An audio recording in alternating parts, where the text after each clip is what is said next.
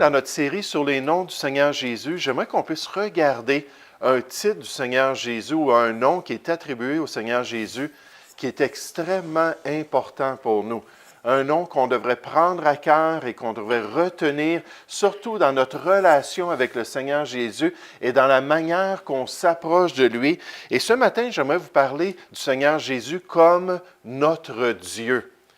Le Seigneur Jésus comme notre Dieu, le Dieu des chrétiens, le Dieu de l'humanité, de tous les hommes, le seul vrai Dieu, ce Dieu qui est digne de notre adoration, ce Dieu qui est digne de notre vie, qu'on puisse vivre pour lui, qu'on puisse chercher à le glorifier, qu'on puisse chercher à accomplir toute sa volonté. Puis quand on parle du Seigneur Jésus comme étant Dieu, cette idée-là a toujours reçu si on pourrait dire, le rejet des gens. Il y a toujours eu une contestation contre cette idée-là que Jésus serait le seul vrai Dieu. Puis ce que j'aimerais qu'on puisse faire ce matin, c'est qu'on puisse examiner les Écritures, qu'on puisse regarder dans la parole de Dieu et arriver à cette conclusion-là qu'effectivement, Jésus est vraiment notre Dieu. C'est lui qui est le Dieu des chrétiens. Puis ce matin, lorsqu'on va regarder ça, en parlant de la divinité du Seigneur Jésus, il y aurait toutes sortes de sujets qu'on pourrait aller voir dans la parole de Dieu. Comme par exemple, on pourrait considérer les attributs divins qui sont donnés au Seigneur Jésus. Cette essence-là même de Dieu que les Écritures attribuent à Jésus. On aurait pu aussi regarder les agissements divins du Seigneur Jésus. Toutes des indications que Jésus est Dieu, même dans la manière qu'il agissait. Ou on pourrait regarder les passages où on parle d'une parfaite égalité entre Dieu le Père et Dieu le Fils. Encore une fois, qui nous rappellerait le fait que Jésus est Dieu, comme dans Jean 5, Jésus a dit, « Le Père ne juge personne. » Au tribunal de Christ, au grand trône blanc dans l'éternité, ce ne sera pas le Père qui va être là pour juger. Il a remis tout jugement au Fils. Pourquoi? Afin que tous, la Bible nous dit, honorent le Fils comme ils honorent le Père. En fait, celui qui n'honore pas le Fils n'honore pas le Père qui l'a envoyé. Si on ne donne pas la même vénération à Jésus qu'au Père, on a un gros problème, parce que c'est contraire au plan de Dieu. C'est contraire à la volonté de Dieu. Mais un des passages qui est le plus important pour nous, mais juste avant de voir cela, j'aimerais qu'on se concentre ce matin sur le fait que le Nouveau Testament appelle Jésus Dieu. Le Nouveau Testament nous dit que Jésus est Dieu. Donc, si on croit que la Bible, c'est la vérité, on doit arriver à cette conclusion-là que Jésus est Dieu. Le mot qui est utilisé, c'est théos, qui est traduit Dieu dans le Nouveau Testament.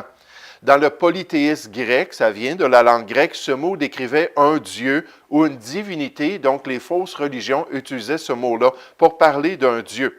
Par conséquent, le mot a été approprié par les Juifs et retenu par les chrétiens pour désigner le seul vrai Dieu dans le Nouveau Testament. Ce Dieu véritable-là. Théos, à l'origine utilisé par les païens, et dans le Nouveau Testament, il décrit le nom du vrai Dieu.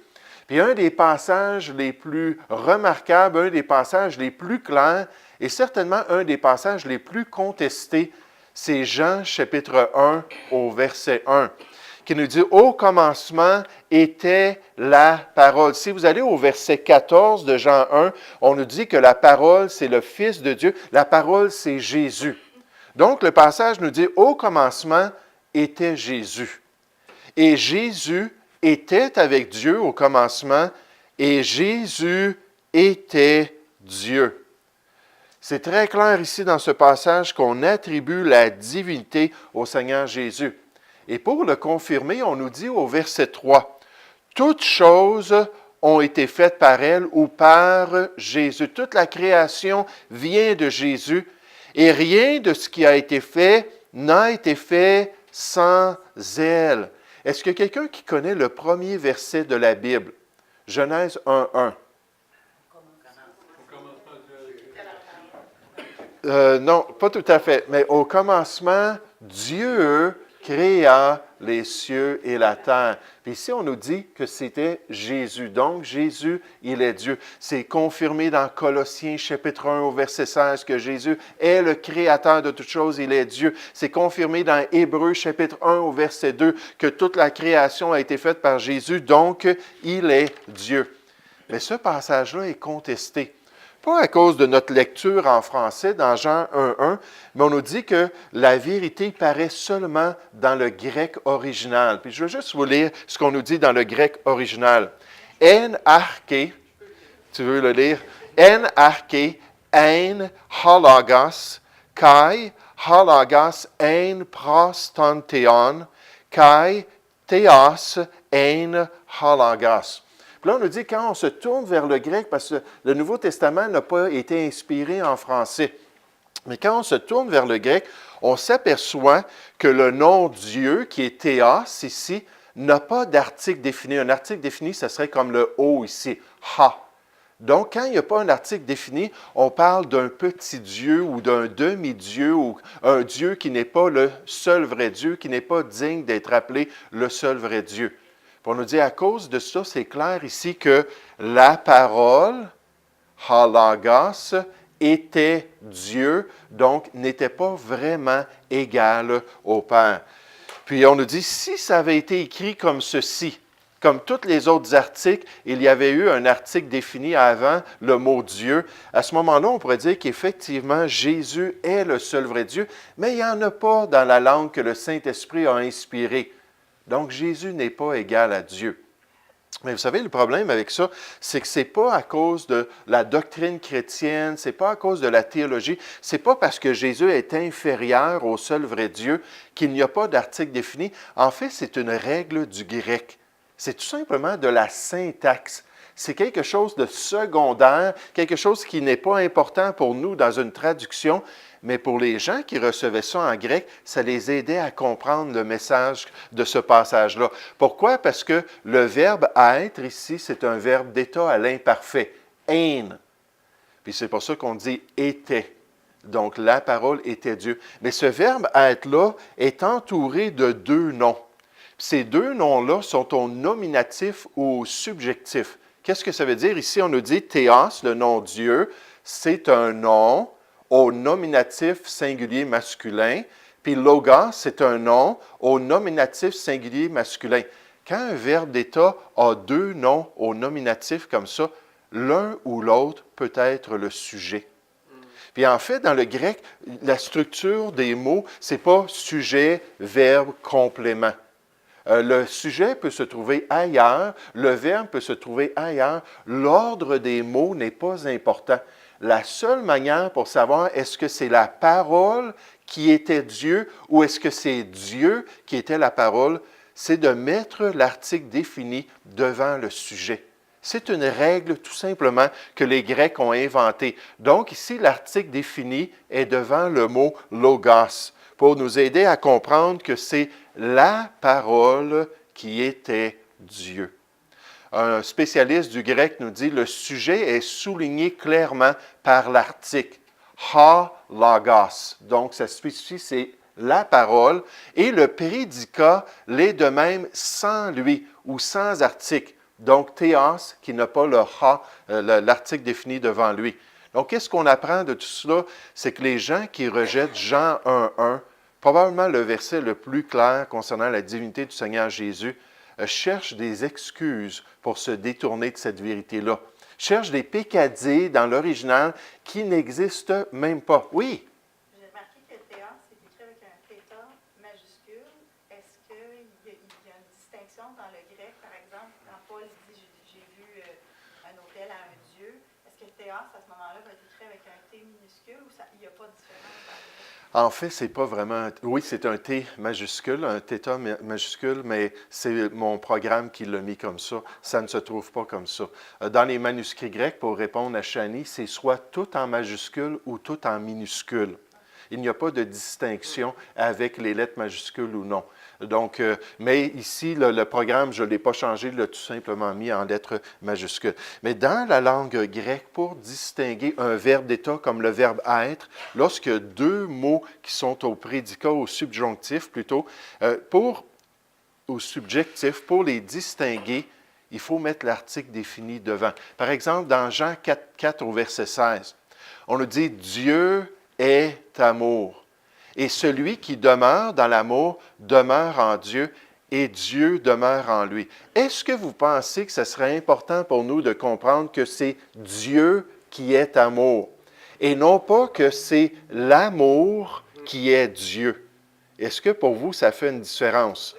Ça fait une grande différence, effectivement. Donc, dans la langue grecque, ce qu'on a fait, puis juste en passant, le verbe « être » n'est même pas entre les deux mots. Le mot théos, qui est Dieu, puis le mot agapé, qui est le mot amour. Le verbe est après. C'est comme ça dans la langue grecque. Des fois, le verbe peut se trouver à la fin de la phrase, tandis que le sujet puis le complément se trouve au début. Il n'y a pas cette structure-là. Bien souvent, on va le mettre à la bonne place, mais ça peut varier. Donc, pour s'assurer que les gens comprennent que c'est théos, Dieu, qui est amour, on a mis seulement l'article défini devant lui. Donc, en d'autres mots, c'est tout simplement une règle de la syntaxe grecque. Puis les gens en font un grand cas à cause de leur ignorance et surtout parce qu'ils refusent de croire dans le message de Jean 1.1 que Jésus était Dieu. Dès le commencement, il était Dieu. Tout le contexte de Jean 1 nous montre que, effectivement, c'est la seule conclusion à laquelle on peut arriver, de regarder qu'avant la création, Jésus était déjà, de regarder que c'est lui qui a amené toutes choses à l'existence. La conclusion, c'est que la phrase doit être prise dans son sens normal et c'est Jésus qui est le Dieu digne de notre adoration.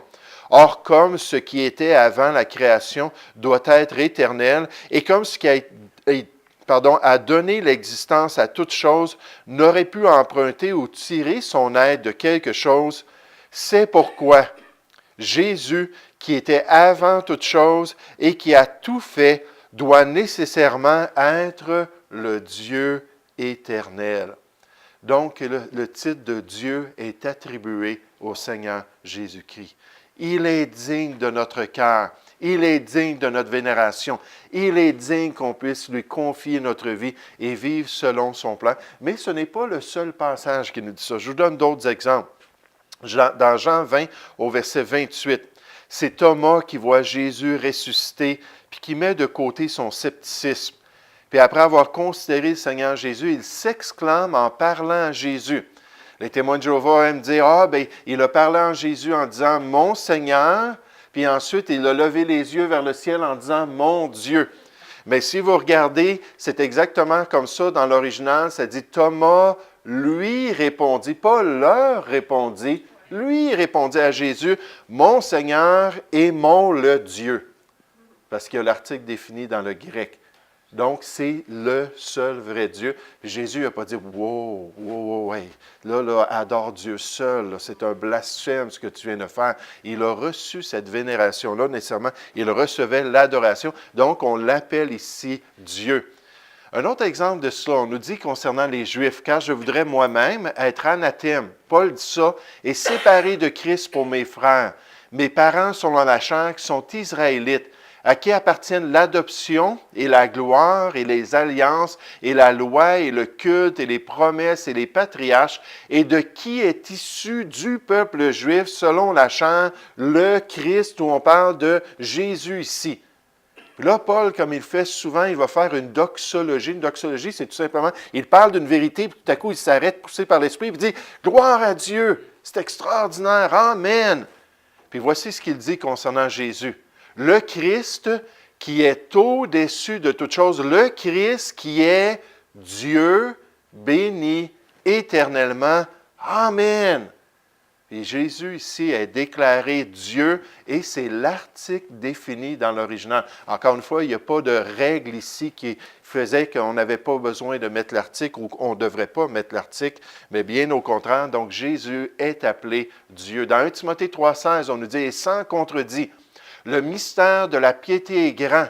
Il a été manifesté en chair. Plusieurs de nos versions, c'est ce qu'on nous dit. Dans l'original, 99% des manuscrits nous disent que c'est Dieu qui a été manifesté en chair. Emmanuel, quand Jésus, on a prophétisé qu'il allait venir, on a dit ça va être Emmanuel, Dieu parmi nous sur cette terre. C'est Dieu qui a été manifesté en chair, justifié par l'Esprit, vu des anges, prêché aux nations, cru dans le monde et élevé dans la gloire, le Dieu qui mérite notre vénération. Dans Tite chapitre 2, on a dit « Elle, la grâce de Dieu, nous enseigne à renoncer à l'impiété et aux convoitises mondaines et à vivre dans le siècle présent selon la sagesse, la justice et la piété en attendant la bienheureuse espérance. C'est 3 éléments de la vie chrétienne. Se détourner des choses mauvaises, s'attacher aux choses qui sont bonnes aux yeux de Dieu, puis être en attente.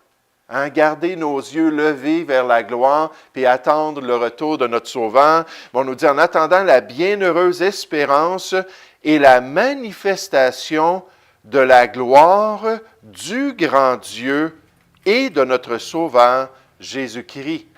Ici, il y a une règle, la règle de Granville Sharp en grec. C'est une règle qui dit qu'une conjonction qui est utilisée comme ceci va lier 2 expressions avec un mot.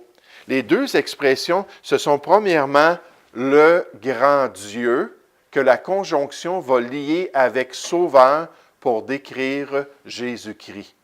Donc, dans l'original, ceux qui ont reçu ce passage-là ont vu « Ah, Jésus, c'est notre grand Dieu et c'est notre Sauveur, celui qui est digne de notre adoration. » Dans Hébreux chapitre 1, on nous dit « Mais il dit au Fils, le Père parle au Fils, ton trône, ô Dieu. » Avec l'article défini, le seul vrai Dieu est éternel. Le sceptre de ton règne est un sceptre d'équité. Tu as aimé la justice et tu as haï l'iniquité. C'est pourquoi, ô Dieu, ton Dieu, t'a oint d'une huile de joie au-dessus de tes égaux. Puis quand on prend la version du Monde nouveau, puis on regarde ces passages-là, souvent, ce n'est pas ce que ça dit, parce que dans le fond, c'est une perversion. Ils ont tordu le sens du texte original pour que leurs adeptes puissent lire la Bible. Disons ce qu'on appellerait une Bible corrompue, et arriver à ces conclusions-là que ce qu'on nous enseigne dans la société, c'est exact, et pouvoir suivre ces croyances-là. Mais ici, c'est clair, on appelle Jésus Dieu, et c'est Dieu le Père qui le déclare ainsi, digne de notre vénération. Simon-Pierre, serviteur et apôtre de Jésus-Christ, à ceux qui ont reçu en partage une foi du même prix que la nôtre, par la justice, puis encore une fois, la règle que je vous ai mentionnée de Sharp tout à l'heure, Granville Sharp, c'est une règle en grec, par la justice de notre Dieu et du Sauveur Jésus-Christ. Donc, la conjonction nous dit que Jésus-Christ est Dieu et qu'il est le Sauveur. La description est faite de lui ainsi. Dans 1 Jean chapitre 5, ça dit « Nous savons aussi que le Fils de Dieu est venu et qu'il nous a donné l'intelligence pour connaître le véritable. » Hein, c'est Jésus-Christ qui nous a fait connaître le Père, le Dieu véritable. Sans Jésus, c'est impossible. C'est seulement lui qui révèle le Père. C'est seulement lui qui permet à l'être humain d'avoir une relation avec le Père. On nous dit qu'il est venu pour le faire. Si quotidiennement, dans notre vie personnelle, on n'a pas cette connexion-là avec Dieu, si on n'a pas cette relation-là avec Dieu, peut-être qu'on n'a pas encore passé par Jésus-Christ. On devrait être prêt à se tourner vers lui pour avoir cette relation-là. Il nous a donné l'intelligence pour connaître le véritable. Et nous sommes dans le véritable, en son Fils Jésus-Christ. C'est seulement par son salut qu'on peut être en lui. C'est lui, son Fils Jésus-Christ, qui est le Dieu véritable et la vie éternelle. Encore une fois, Jésus est décrit comme le Dieu véritable. Dans Apocalypse chapitre 1, on nous dit « Voici, il vient avec les nuées, celui qui a payé pour nos péchés, celui qui nous a donné le pardon. » On nous dit ça dans les versets 5 et 6. « Il vient avec les nuées, et tout œil le verra, même ceux qui l'ont percé, même le peuple juif, toutes les tribus de la terre se lamenteront à cause de lui. Oui, Amen. Je suis l'alpha et l'oméga, Jésus nous dit. Dit le Seigneur Dieu, celui qui est, qui était et qui vient, le Tout-Puissant. Donc, d'après le témoignage des Écritures, le Seigneur Jésus est réellement Dieu. Il est réellement digne de notre adoration. Il est digne de nos efforts. Il est digne de nos sacrifices. Il est digne de notre zèle. En fait, il est digne de toutes choses. Et on devrait tellement avoir un grand égard pour lui. Quand on entend sa parole, quand on comprend ses commandements, quand on est pointé vers sa direction dans notre vie, on devrait dire, oui Seigneur, je vais te suivre. Oui Seigneur, je vais marcher dans tes voies. Lorsqu'il prit sur lui la forme d'un serviteur avec notre nature, il devint ce qu'il n'avait jamais été auparavant. Mais il ne cessa pas d'être, parce que c'est vrai qu'il est venu dans la race humaine, mais il ne cessa pas d'être ce qu'il avait toujours été dans sa nature divine. D'éternité en éternité, Jésus était Dieu. Il est pareil, il ne change pas dans sa nature. Celui qui est Dieu ne peut jamais cesser d'être Dieu. Puis encore là, dans la gloire, on va le voir comme notre Dieu et on va lui vouer toutes nos louanges et notre adoration. Une fois que vous vous rendez compte que votre intérêt principal sur terre est de connaître Dieu. C'est ça la priorité, d'avoir une relation. La vie éternelle, c'est qu'il te connaisse. Jean 17,3 nous dit, « Toi, le seul vrai Dieu, et celui que tu as envoyé, Jésus-Christ. » Mais quand on comprend que notre but ici-bas sur la terre, c'est de le connaître, de marcher avec lui. Jésus a créé toutes choses pour lui-même. Mais quand on comprend ça, ça nous aide à régler beaucoup les aspects de notre vie. La plupart des problèmes de la vie se règlent d'eux-mêmes.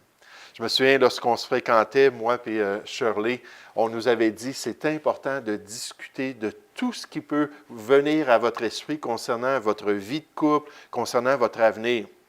Puis là, on se voyait très rarement, mais quand on se voyait, là, on avait toute une liste, puis là, on parlait de toutes sortes de sujets, combien d'enfants on va avoir, puis comment est-ce qu'on va les élever, puis qu'est-ce que ça va être notre vie de couple, puis comment est-ce qu'on va faire un front commun. Puis là, on avait essayé de régler la plus des choses basées sur la parole de Dieu pour commencer notre vie de couple avec la même perspective. Deux peuvent-ils marcher ensemble sans s'être mis d'accord? Puis on nous a dit que la plupart des problèmes dans le couple peuvent se régler dans les premiers mois.